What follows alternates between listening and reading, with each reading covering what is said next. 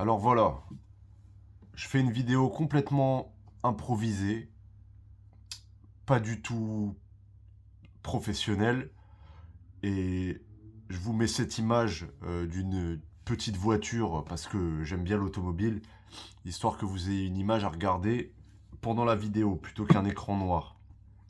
Euh, Pourquoi je fais cette vidéo comme ça, la première vidéo, je n'ai jamais fait de vidéo, encore moins sur ce sujet. C'est par rapport aux tarifs que les applications de VTC en France sont en train d'appliquer. Euh, Là, il y a quelque chose que je comprends pas. Il y a quelque chose que je comprends pas. Les tarifs dans plusieurs régions de France, dont certaines où vous avez une population et une clientèle qui a largement les moyens de payer certains montants, je ne dis pas des montants exorbitants, mais certains montants, euh, les prix dans beaucoup de villes ont baissé très récemment dans une ville, plusieurs villes en particulier auxquelles je pense, de 35%. Donc c'est-à-dire que là, je suis un peu en train de péter un câble, parce que dans une période, entre guillemets, d'inflation, ou en tout cas de récente inflation, où tous les domaines, tous les secteurs, de tous les métiers se plaignent d'avoir eu une augmentation de leurs revenus que de 2%, alors que l'inflation est plus élevée que de 3%, que de 5%, ou de 0%.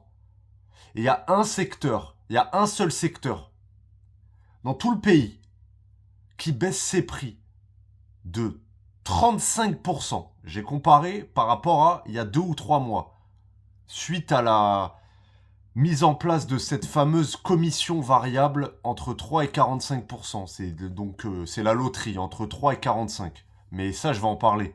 Et je vais en parler parce que j'ai eu le temps de constater de quoi il s'agissait exactement avec cette commission variable. Donc il y a un seul secteur, quand tout augmente, qui baisse ses tarifs de 35%. Va falloir m'expliquer. Va vraiment falloir m'expliquer. Tout augmente, il y a un secteur qui baisse ses prix, non pas de 5%, non pas de 10, de 15, mais de 35. Vous vous rendez compte de 35? En fait, ce qu'il faut savoir, c'est que il y a beaucoup de chauffeurs qui font ce métier à temps plein. Parce qu'ils aiment ça, parce que c'est une passion, parce que, etc., etc. Mais qui font ça à temps plein. C'est-à-dire, les applications, comme Uber, peuvent constater qu'il y a des chauffeurs qui font 40, 50, 60 heures par semaine. Donc, ils font ça à temps plein ou à 90% de leur temps. Comment, quand vous êtes une entreprise euh, auquel autant de gens dépendent, des gens qui font ça depuis 5 ans, 6 ans, 7 ans, 8 ans, 10 ans, qui font ça à temps plein, comment, du jour au lendemain, sans se concerter avec personne, baissent les tarifs, donc les revenus, donc, entre guillemets, la rémunération, les salaires, ce qui permet de vivre et de survivre, à autant de personnes, du jour au lendemain, une baisse de 35%. Je comprends pas. En fait, je suis en train de me demander, euh, les VTC, les syndicats de VTC, mais qu'est-ce que vous foutez? Pourquoi je suis en train de faire cette vidéo? Parce que je comprends pas pourquoi personne n'en parle. Sur YouTube, aucune vidéo. Sur Internet, quasiment rien. Personne n'en parle. Qu'est-ce que les syndicats de VTC vous foutez? Autre chose, les fameux 1 € du kilomètre. Les 1 € du kilomètre. Je peux vous le certifier. J'ai même pas besoin de vous envoyer un screenshot. Je l'ai constaté une dizaine de fois, chaque semaine, chaque jour. Les 1 € du kilomètre sont pas respectés. Sont pas respectés soit parce que vous faites une course de 35 kilomètres et vous êtes payé 31 € net, c'est 1 € du kilomètre net, hein, la loi qui vient de passer. La loi n'est pas respectée, je l'ai vu à de nombreuses reprises sur les courses que j'ai effectuées. Les 1 € du kilomètre sont pas respectés. et 1 euro du kilomètre minimum, mais il y a le temps d'approche, il y a le temps de trajet, il n'y a pas que les kilomètres, il y a le temps de trajet. Je ne comprends pas pourquoi cette loi n'est même pas respectée. Je me demande autre chose. Je ne m'adresse pas à eux directement, contrairement au syndicat VTC, parce que je sais qu'ils ne regardent pas, qu'ils n'en ont rien à faire. Qu'est-ce que les politiques font quand vous avez autant de gens qui dépendent de ce métier, qui sont à temps plein avec ces applications? C'est vérifiable, c'est constatable depuis plusieurs années et plus de 40 heures par semaine. Je ne comprends pas ce que les politiques font. C'est-à-dire que Uber, les applications, ils sont en roue libre. Ils baissent les prix du jour au lendemain, ils baissent, ils montent. On est en fait comme des pions et on les met là. Il y a un curseur. Oh bah, on a envie de baisser, hop, on baisse. Hop, on monte. En fait, c'est en train de détruire et de rendre fou énormément de personnes, énormément de chauffeurs, mais ils font ce qu'ils veulent, du jour au lendemain, sans concerter personne, sans demander l'avis à personne. Donc là, je vois qu'il n'y a aucun contenu sur Internet.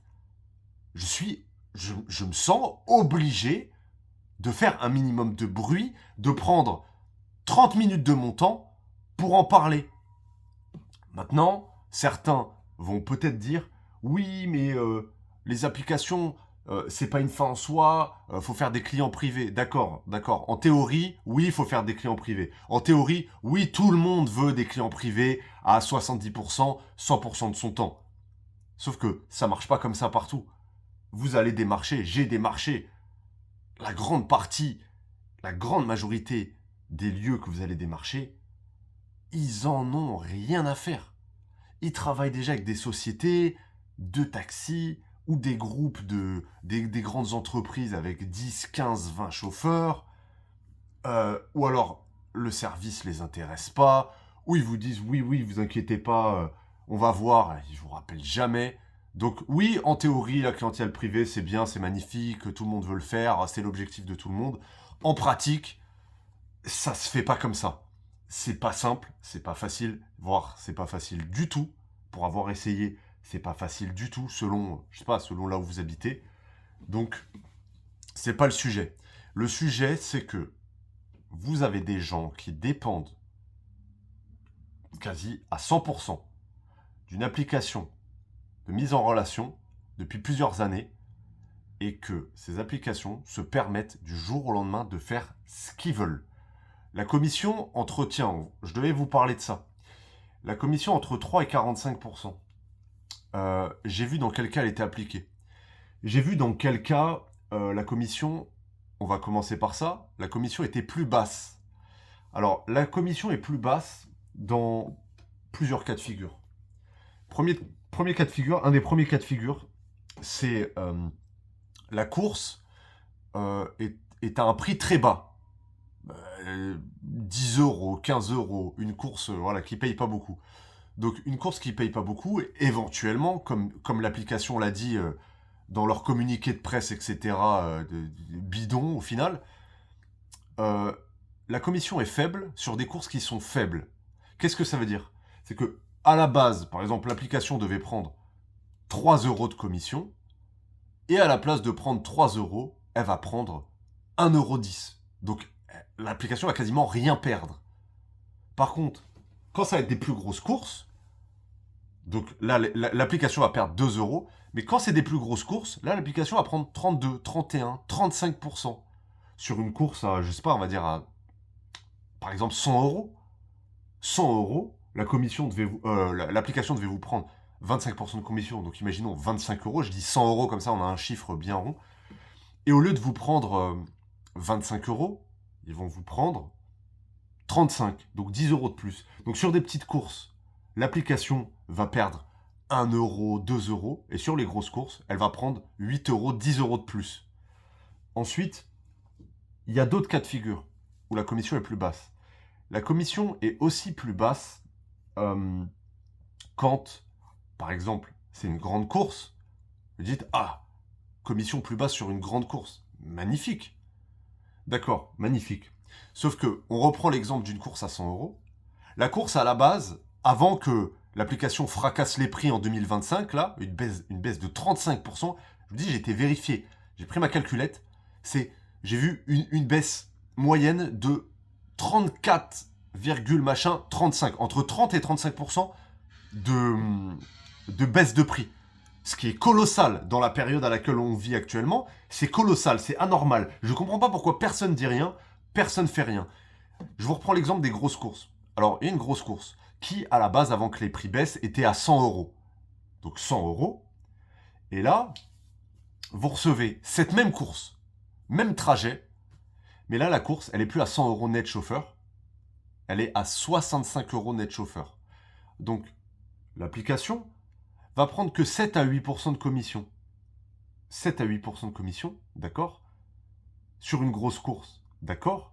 Mais sur une course auquel le prix a été fracassé. Donc j'ai envie de dire, encore heureux que la commission est faible. Parce que même avec une commission faible, même avec une commission à 5%, vous perdez de l'argent par rapport au tarif qui était appliqué avant. Maintenant, autre chose que je comprends pas, c'est que je veux bien que dans certaines villes, quand vous baissez les prix, il y a un impact. Il y a plus de demandes. Moi, je suis dans une ville, dans une région, où baisser les prix, surtout de 35%, n'a quasiment aucun impact. C'est-à-dire que tous les jours, je pose la question à la clientèle. Ils me disent qu'ils sont prêts à payer. Voilà, je vous prends un exemple d'une discussion d'il y a 2 jours. La course avant était à 70 euros, d'accord? 70 euros.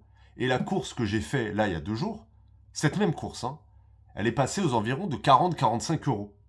Donc 40 euros, la personne me dit oui, je pose la question, vous auriez été prêt à payer quel prix pour cette même course? Sachant que elle me dit, cette personne-là, que 70 euros c'était un peu cher, voilà, ça l'a fait hésiter à prendre la course. Qu'est-ce qu'elle me dit? Bah écoutez, 40 euros c'est vraiment pas cher, 70 euros c'était trop cher, mais j'aurais pu, véridique, hein, la personne me dit ça, si c'était, je dis, dites-moi honnêtement jusqu'à combien vous auriez pu mettre. Elle me dit, honnêtement, c'était 70 euros avant, jusqu'à 60 euros, elle me dit 55-60 euros, j'aurais pris le trajet, pas de problème, mais 70 c'était trop cher. Là, on parle pas d'une course qui est passée de 70 à 55-60 euros, on parle d'une course qui était à 70 euros, qui est passée à 40 euros. À un endroit où les gens, je peux vous assurer, ils en ont rien à faire des prix. Les gens qui passent par application, une baisse, ok, pourquoi pas, mais une baisse aussi grosse, ça n'a aucun impact. Ça n'a aucun impact. Comment je le vérifie? Comment je le vérifie? Tout simplement parce que depuis la baisse des prix, la demande, et c'est ça le pire, la demande n'a même pas augmenté. Il n'y a même pas plus de demandes. Il y a toujours autant de périodes aussi creuses. La baisse des prix, c'est pas ce qui fait, c'est pas ce qui a le plus gros impact sur la clientèle, évidemment en fonction de la région. Donc, je ne comprends pas pourquoi une baisse des prix aussi colossale, premièrement, pourquoi une baisse des prix est appliquée et pourquoi personne ne fait rien, personne ne dit rien. À part les chauffeurs avec qui vous parlez dans la rue, vous avez aucun contenu sur Internet qui parle de ça, alors que c'est la baisse la plus catastrophique. Et je sais que dans d'autres villes, dans des grandes villes, ça aussi vous le vivez, ça. La baisse la plus catastrophique qu'il y a eu depuis très longtemps sur les applications et personne n'en parle. Ça me rend ouf. Ça me rend ouf. Donc, si vous êtes concerné, parce que même les gens qui ont des courses privées, la plupart, vous utilisez quand même l'application. Certains, vous utilisez l'application à 30% du temps, 0% du temps, tant mieux pour vous, mais c'est pas la majorité. Et certains, ils ont des courses privées, mais ils ont 30% de courses privées, 50%. Donc l'autre partie, c'est une baisse sévère de revenus, de chiffre d'affaires. C'est pas normal que du jour au lendemain, on puisse, une application comme ça, puisse, en totale roue libre, en totale impunité, monter les prix, baisser les prix, commission variable. Mais qu'est-ce que c'est que ça? Mais sérieusement, partagez cette vidéo-là, contactez les syndicats, mettez des commentaires pour que ça soit référencé, que les gens voient, que les gens disent quelque chose. Enfin, c'est un truc de malade. C'est un truc de malade. Je suis en train de vraiment de péter ma tête sur mais pourquoi ils ont fait ça? Pourquoi vous faites ça? Dans des endroits où l'offre et la demande étaient pérennes. Il y avait un équilibre. Les chauffeurs étaient contents, les clients commandaient, les clients étaient contents. Donc vous baissez les prix de 10%. Ok, si vous voulez 10%, mais 35%, sérieusement. C'est incroyable. Donc, quoi dire de plus? Quoi dire de plus que ça? Faites quelque chose. Faites quelque chose. Faites du bruit. Oui, faites vos clients. Essayez de faire des clients perso si vous voulez. D'accord, si vous voulez. Très bien. Mais vous allez voir que ça se passe pas exactement comme ça. Vous avez la volonté, toute la volonté que vous voulez, costard, machin, bien présenté, vous parlez bien, vous êtes malin, machin, vous essayez de faire tout ce que vous pouvez. Ah d'accord, mais ça marche pas partout, pas toujours, pas facilement. C'est compliqué, c'est long, et des fois ça marche pas, même en faisant tous les efforts que vous voulez. Donc voilà, je comprends pas. Et s'il y a quelqu'un qui travaille avec ces applications, mais sérieusement, rendez-vous compte que vous êtes en train mais de détruire la vie des gens. Vous êtes en train de bouger un curseur comme si on était des pions, comme si on était des machines. Vous demandez à personne si ça convient. Là, c'est en même temps une demande faible et en même temps, quand vous recevez un trajet, c'est de la merde. C'est une catastrophe. C'est une catastrophe. Il y avait une pérennité. Pourquoi vous venez tout casser, tout briser, alors que ça se passait bien? Incroyable. La raison, j'ai une bonne idée de la vraie raison derrière ça. Déjà que les politiques sont sûrement de mèche avec ça. Donc, pour ça qu'ils disent rien, je comprends pas à quoi sert la politique. En fait, dans un pays où il pleut des aides sociales, un pays où, à la limite du communisme, c'est-à-dire qu'on met l'argent, on taxe les gens pour mettre l'argent en commun, pour aider les gens, aider les plus pauvres, aider machin, aider tout le monde, un système social de type communautaire communiste, et que sur ce secteur, total freestyle. Total freestyle. Ils font ce qu'ils veulent. Dans un pays où on paye des taxes comme jamais, où dans plein de domaines, il y a une sécurité, un équilibre, etc. Là, on n'a ni chômage, ni congé payé, et du jour au lendemain, les applications, ils vous fracassent votre vie. Je comprends pas. Donc la raison, je disais la raison. Qu'est-ce que c'est la raison derrière ça? A priori, là comme ça, qu'est-ce que je vous dirais, c'est que c'est une guerre de prix entre, disons les termes, les applications. C'est une guerre de prix entre Uber et Bolt, entre les États-Unis et la Chine. Voilà.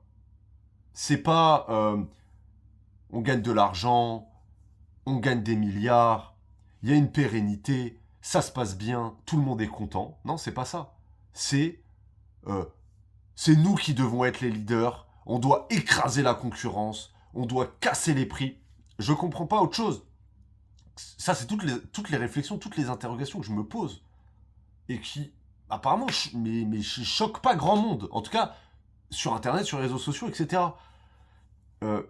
Comment une entreprise comme Uber, qui a des génies, des intellectuels, des génies, des stratèges, tout ce que vous voulez, des neuromarketeurs, tout ce que vous voulez, qui ont une force de frappe en termes de R&D, de recherche et développement, de stratégie, de communication, qui a une force de frappe colossale, n'arrive à se démarquer uniquement qu'avec les prix, qu'en cassant les prix.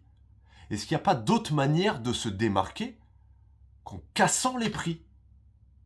Avec tous les employés que Uber a, tous les intellectuels, les diplômés, les génies, les machins, les stratèges en communication, etc., les directeurs stratégiques, comment ils n'arrivent à se démarquer qu'avec une baisse de prix?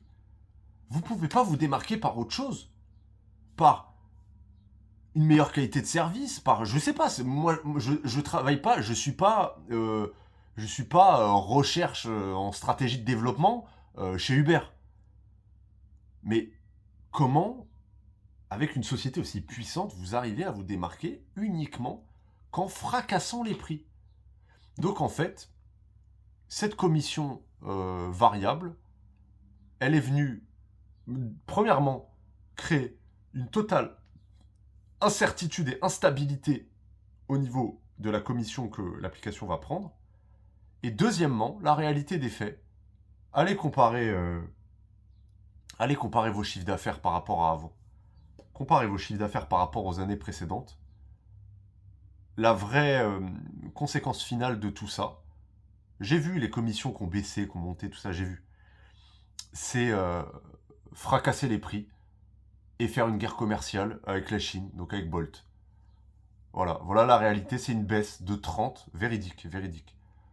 À part les toutes petites courses, hein, c'est une baisse véridique de 30 à 35%. J'ai été le vérifier sur plusieurs trajets, sur plusieurs années, le calculer. Une baisse de 30 à 35% des revenus. Sans compter que derrière, vous avez aussi les taxes à payer. Pas de congés payés. Pas de chômage. Les taxes à payer. L'URSSAF à payer. À la fin de l'URSSAF, à la fin de l'année. L'impôt sur le revenu à payer. Vous êtes en micro-entreprise. La CFE à payer. Le véhicule à payer. Des véhicules entre 20, 30 000, 40 000 euros. Il y a des gens qui ont 2 enfants, des loyers, des crédits à payer. Ils ont des frais à payer.